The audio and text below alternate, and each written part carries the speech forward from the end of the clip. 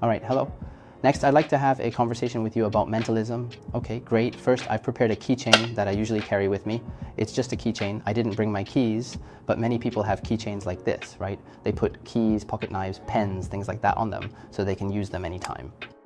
Yes, these are just some of my key tags and such. Now, here's what I'd like to do next. There's a pen here. Could you write today's date on this board? Okay, yes. Just go ahead and write today's date. That's all you need to do. Yes. 8/24. Okay, this is the date you wrote for today, right? Yes. Next, what I'm going to do is ask you a few questions. They won't be very personal, but they should be quite meaningful. All right, I understand. Actually, after we're born into this world, the first things we encounter are geometric shapes, circles, triangles, and so on. Are there any particular geometric shapes that have left the deepest impression on you? Like, which one do you think is the most special? The stars in the sky, the five-pointed star in the sky, the kind you can draw with a single stroke, right? So maybe it has some special meaning for you, right? It's also on our national flag, the 5-star red flag. That's a deeper meaning. All right, no problem. I'll write that down first. Okay, next, as we grow older, we might start to come into contact with numbers and mathematics. So I hope you can just casually mention some numbers that you find meaningful. 2-digit numbers are fine. Just 2 digits, 2-digit numbers. 36. Yes, 36 might have some meaning for you, right? Yes, that's right. Okay, so it's 36. All right, so as you get older, you'll probably meet all kinds of people, right? They might have some influence on you. And of course, each person has a surname, like the 100 family names. So just casually mention a surname. Maybe one that's related to you, or maybe not. Just someone you think is influential.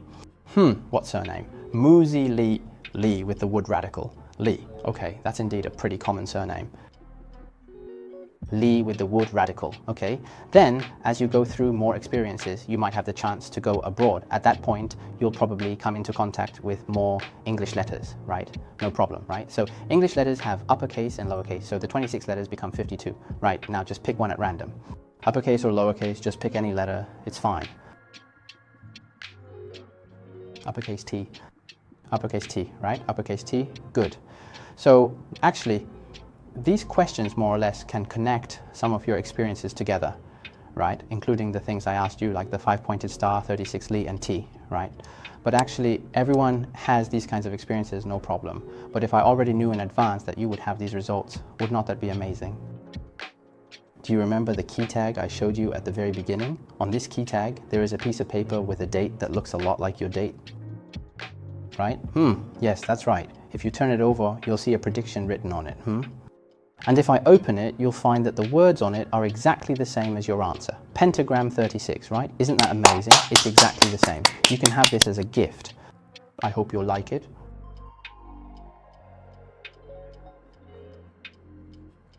All right, hello.